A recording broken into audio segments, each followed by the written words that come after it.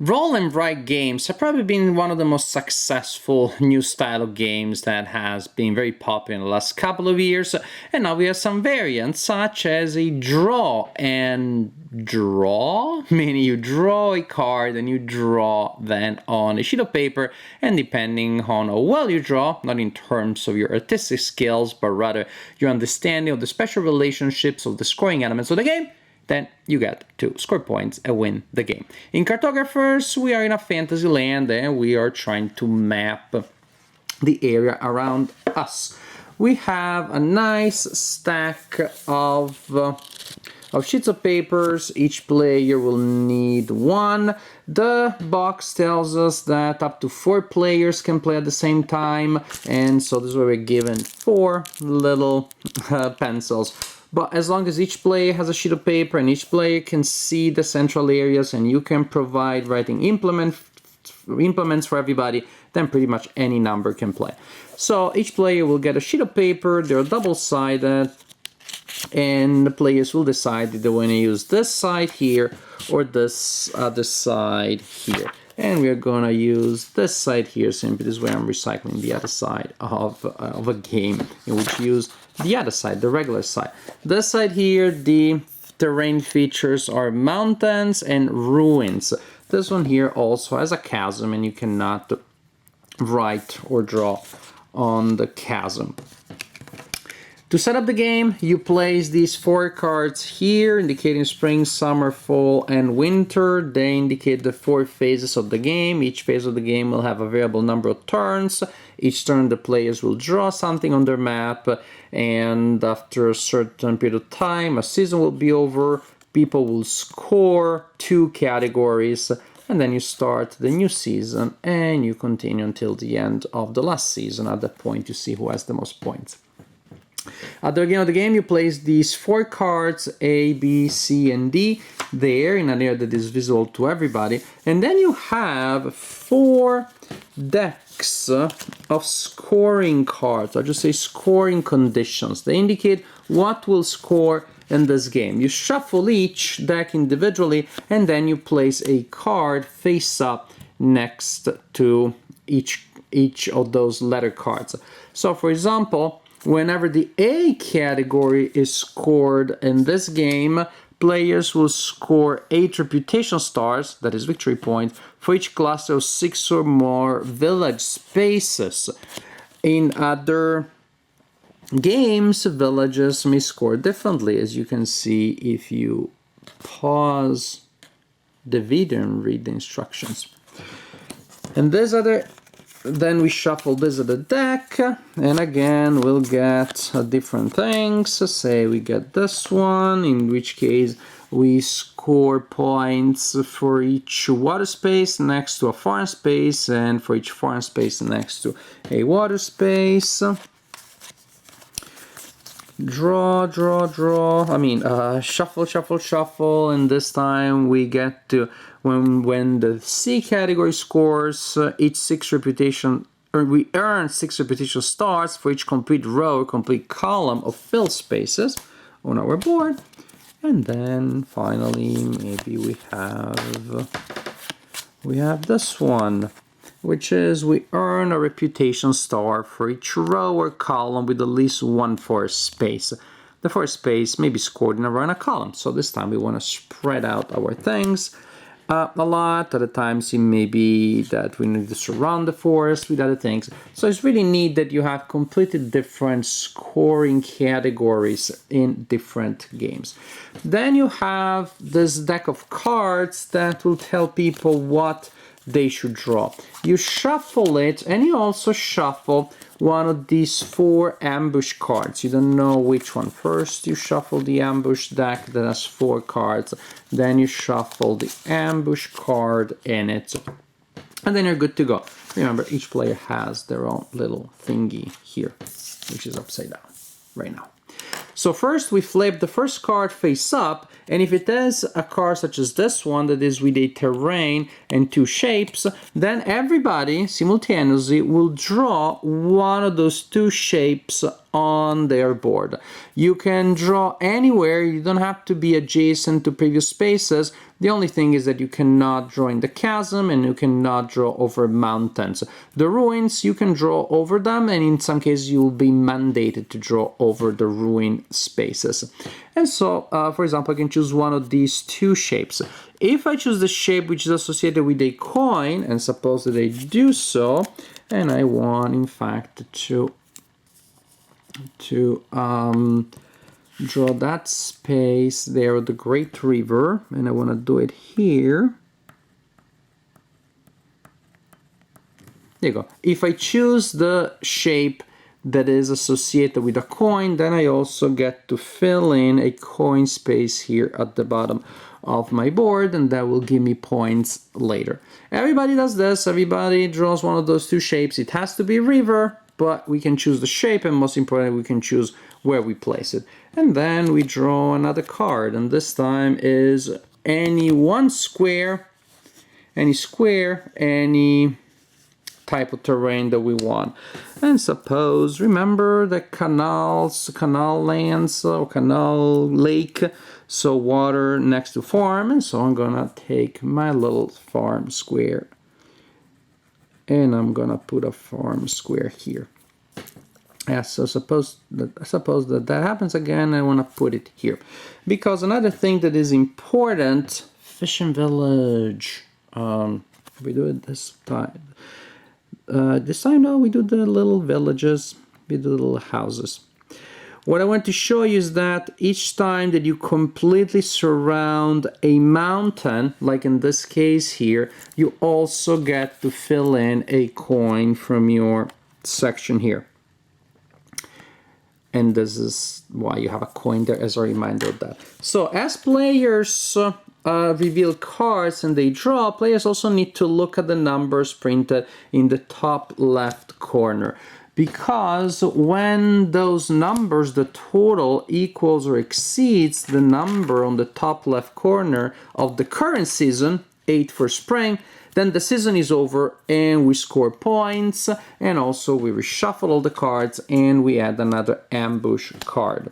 By the way, other interesting things, if we have a ruin, when we draw a ruin, that simply means that the next card that is revealed must overlap a ruin space on the board. And say, for example, I want to do that, and then I can do my farms. I want to do my farms here.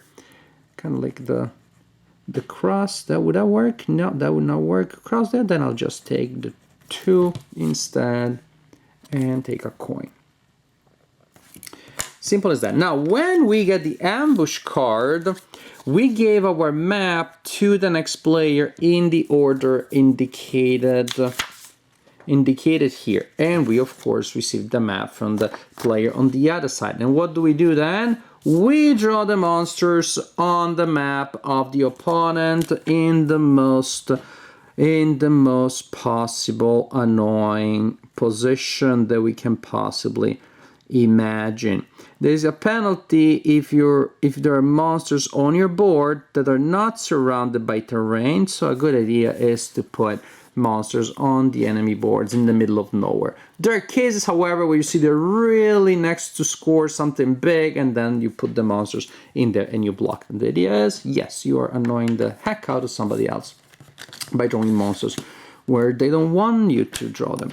So when the season is over, because of the numbers that we have accumulated here on these cards, when the season is over, players will score the 2 category for the current season. In spring, we score A and B, so we score villages and canal lakes. At the end of summer, we'll score these 2, and then these 2, and then in winter, A and D. So each category will score twice during the game. So you simply look at the instructions and you write down here what you scored there. Plus you score a point for each coin that you have. So getting the coins early on is important because you get to score them every time. Finally, you lose a point for each space adjacent to a monster and that is not covered by terrain. Again, monsters are just left free to roam around. No one likes those. So add those points, subtract those, you will have the total for the round, continue like that 4 times. If you cannot fill in a space, then you can fill in a single square of the indicated territory in case later in the game you don't have space to fit in a piece, but it's a general idea. You continue like this for 4 seasons, and at the end you score points, and the player with the highest score wins the game. So, Cartographers, I checked the box and it does say players 1 to 100. I don't know where I got the idea for players maximum, maybe I read it online. But definitely, actually, one of the reasons why I was curious about this game is precisely because we have had several game nights with 10, 12 people, and we wanted to play a game at the beginning in which everybody's playing together before the group breaks up into different games. And somebody recommended Cartographers, and definitely you can play it with that many players. Everybody's playing at the same time, so you don't have any problem with downtime or things like that. I guess if you play with 12 players every time, maybe you will go through all of the provided sheets, but it may still take you a couple of game nights or more. And also another thing is that you can easily make your own, copies with a sheet of paper with a square grid. Then you simply make the mountains and you're good to go. Heck, maybe then you can even experiment with your friends to create your own basic layout. So, not a problem there. So definitely a game that you can play with many people. But of course, what is the point if the game is not fun? Luckily enough, this game you can play with many people, and I enjoyed it. I liked it very much. I do like, in general, roll and write games. I guess here is a draw and write, or draw and draw really, because you're drawing, not writing. And when you put it within that recent but very thriving traditional games, Cartographers does have its own personality. It does feel like a different embodiment of those ideas. What I was surprised at the beginning is that many games in the roll and write tradition have restrictions when it comes to where you're going to put the new thing that you're drawing. And some games are really based entirely on forcing you to deal with the limited placement. Say Dizzle does that very well, by the way.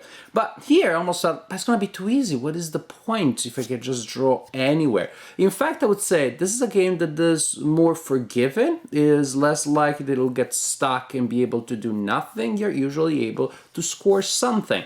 I would almost say precisely because of this can be a game that appeals more to casual players, that appeals more to young players, precisely because, I'm doing something. You don't get yourself locked out and then there is a bunch of turns in which you're not doing much. However, the challenge remains, and I realized when I was doing just fine that the challenge was precisely that the players were doing a lot better than just fine. So it's a forgiving game in the sense that you will pretty much always be able to score something, but you still have the challenge of scoring a lot more than other people do.